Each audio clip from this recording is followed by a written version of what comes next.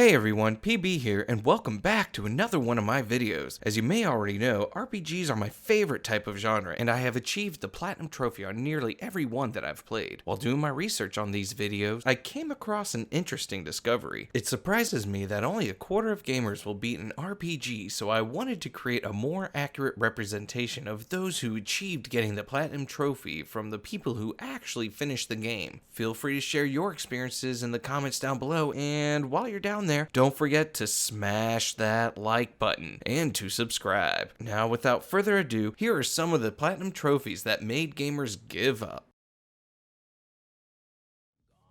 Star Ocean: The Divine Force is the 6th game in the series and 5th in the timeline. The game introduced a new mechanic to the series where you can practically fly around the environment with the aid of a mechanical being called Duma. You have the option to start the game as either Ray or Leticia, which I found that Ray has a better storyline. The graphics are incredible and the battles are seamless when you engage the enemy. They brought back the item creation style from the first 2 Star Ocean games, which gave this game a more nostalgic feeling. The Divine Force has roughly a 24% completion rate and a 0.6% platinum success rate, meaning that approximately 2.5% of the people who've actually beaten the game have continued on to fulfill some of the ridiculous requirements, like finding all 242 treasure chests in the game in order to obtain platinum. There's no shame in giving up on obtaining this trophy if you're trying out the series for the first time or just don't have 80+ hours to spare in attempting this challenge.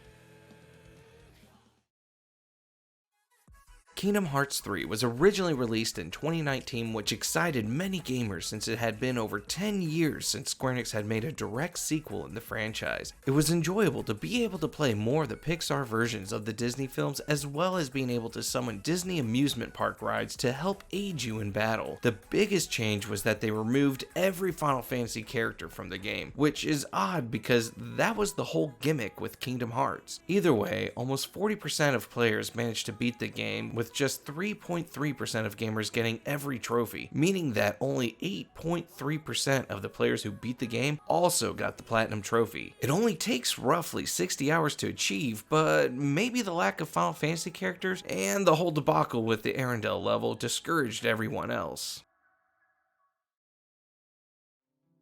Final Fantasy VII Remake was finally released in 2020 after E3 teased its audience about it back in 2015. Being able to re-experience my favorite RPG in a more modern style has me conflicted. I absolutely enjoyed the moments in the game that were identical to the original, but the parts where they added a whole backstory to Jesse, a secret underground research facility in Sector 7, and a whole lot of useless quests made it feel like they were trying too hard to stretch out the game. Maybe that's why about 35% of people who played this game beat it, and just about 2.8% got the Platinum Trophy. It seems the hard mode of this game took a toll on a lot of people, since only 7.8% of those who beat the game were able to acquire all the trophies. Don't get me wrong, I still think this was a great game, but after spending around 60 hours getting all the trophies and playing through the game twice, I still don't know who that soldier member was on the motorcycle.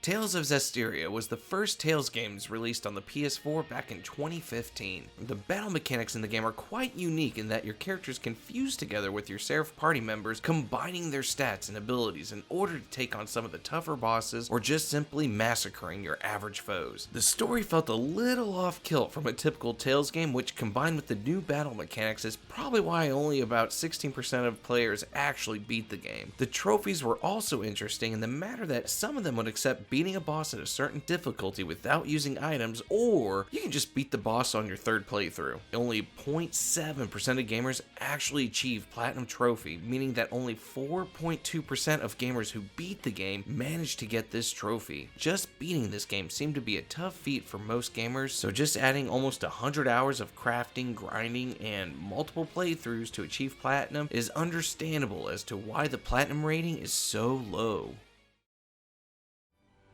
Star Ocean: The Last Hope is the 4th title in the series and is first in the timeline. Now, I didn't want to have 2 Star Ocean games back to back on this list, which is why the order is a little off. For those who have played this game or have seen my Hardest Platinum Trophy video, you'll understand how sadistic these trophies are. It can literally take up to 1,000 hours of farming, crafting, and dungeon crawling to complete this feat. Only about 14% of gamers have actually beaten this game, and only 0.2% of players have achieved the Platinum Trophy. This means that the 1.4% of gamers who beat the game are complete masochists who enjoy being tortured by the developers who created these trophies. Do not try to get this trophy if you enjoy the game. If you check out my channel, you'll notice that I've recorded every Star Ocean game except for one. That is because I am burnt out on this game, even though it's been over 3 years since I've achieved the Platinum Trophy.